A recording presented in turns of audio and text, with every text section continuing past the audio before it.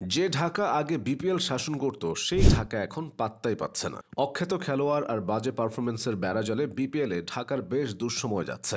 একটা সময় বাংলাদেশ প্রিমিয়ার লিগের শিরোপাকে নিজেদের সম্পত্তি বানিয়ে ফেলেছিল ঢাকা। প্রথম 4 আসরের 3বারই শিরোপা জেতা ঢাকা নিজেদেরকে নিয়ে গিয়েছিল ধরাছোঁয়ার বাইরে। মাশরাফি সাকিবের অধীনে ঢাকা গ্ল্যাডিয়েটর্স এবং ঢাকা ডায়নামাইট নামে ফ্র্যাঞ্চাইজিটি সোনালী সময় কাটিয়েছে। এই দলেই খেলেছে সাঙ্গাকারা, আফ্রিদি, রাসেল, পোলার্ড, নারিন ও দিলশানরা। বিপিএলে ঢাকার সেই সোনালী সময় সম্পর্কে জেনে নেওয়া যাক। 2012 সালে পর্দা ওঠে বাংলাদেশ প্রিমিয়ার লিগের। প্রথম আসরেই নামি দামি খেলোয়াড়দের দলে ভিড়িয়ে চমক দেখিয়েছিল ফ্র্যাঞ্চাইজিটি, যেখানে এক ধাপ এগিয়ে ছিল ঢাকা। সেবার দলটি খেলেছে ঢাকা গ্ল্যাডিয়েটর্স নামে। প্রথমবারই দলটার অধিনায়ক হয়ে আসেন ক্যাপ্টেন ফ্যান্টাস্টিক মাশরাফি বিন মুর্তজা। দেশিদের মধ্যে তারা আশরাফুলকেও নিজেদের ডেরায় নিয়ে আসে। আরও ছিলেন একসময়ের সুপারস্টার আফতাব আহমেদ, এনামুল হক বিজয় এবং ইলিয়াস সানি সহ অনেকে। তবে ঢাকা সবার নজরে এসেছিল বিদেশি ক্রিকেটারদের জন্য। 2012 সালে তারা দল সাজিয়েছিল অস্ট্রেলিয়ান লেগি স্টুয়ার্ট ম্যাকগিল, পাকিস্তানের শহীদ আফ্রিদি, সাইদ আজমল এবং উইন্ডিজের কায়রন পোলারদের নিয়ে। অবশ্য ঢাকা গ্ল্যাডিয়েটর্সের শুরুটা ভালো হয়নি। 6টা দলের প্রথম আসরে রাউন্ড রবিন লিগ পদ্ধতিতে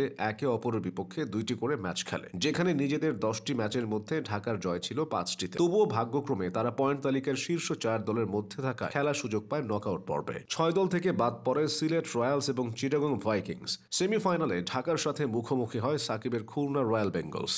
রুদ্ধশ্বাস ওই ম্যাচে 9 উইকেটের জয় নিয়ে ঢাকা পৌঁছে যায় প্রথম আসরের ফাইনালে তাদের প্রতিপক্ষ হয়ে আসে ব্র্যাড হগ ও ক্রিস গেলদের বরিশাল বার্নার্স। পাকিস্তানি ইমরান নাজিরের ব্যাটে ভর করে ঢাকা সেই বাধা পেরিয়েছিল খুব সহজেই। 8 উইকেটের জয় দিয়ে বিপিএল ইতিহাসের প্রথম চ্যাম্পিয়ন হয়েছিল মাশরাফির দল। প্রথমবারের এই ধারাবাহিকতা তারা বজায় রেখেছিল দ্বিতীয় আসরেও। সেবারও এক ঝাঁক তারকা খেলোয়াড়দের নিয়ে ভারসাম্যপূর্ণ দল গড়েছিল ঢাকা। চমক হিসেবে তারা দলে যোগ করেছিল সুপারস্টার সাকিব আল হাসানকে। সাকিবের অন্তর্ভুক্তির পাশাপাশি 2013 সালের ওই আসরে ঢাকার হয়ে মাঠ মাতিয়েছে শ্রীলঙ্কান তিলকরত্নে দিলশান, অজন্তা মেন্ডিস এবং ইংল্যান্ডের লুক রাইট ও ওয়াইস সাহারা।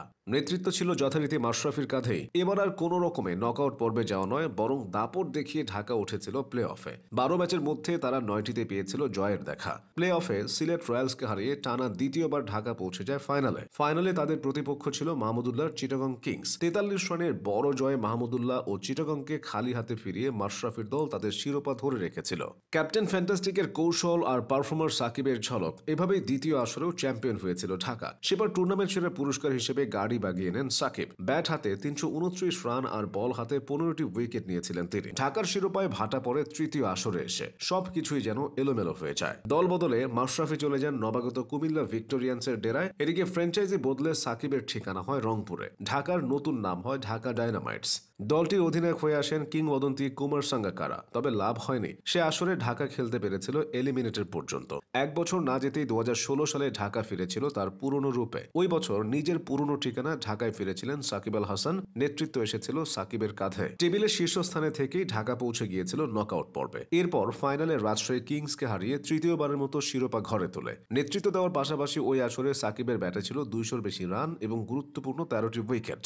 পরের বছর অর্থাৎ 2017 সালেও সাকিবের নেতৃত্বে ঢাকা ডায়নামাইটস বিপিএল এর ফাইনাল নিশ্চিত করে। কিন্তু শেষ দিকে রংপুরের হয়ে ঝড় তোলা ক্রিস গেল সবকিছু ভেস্তে দেন। একইভাবে 2019 সালে কুমিল্লার তামিমের কাছে শিরোপা হাতছাড়া হয় সাকিবের ঢাকার। এরপর থেকে ঢাকা ফ্র্যাঞ্চাইজিটি তার পুরনো সেই ধারায় ছিল না। এভাবেই বিপিএল এ ঢাকার সুদিন হারিয়েছে।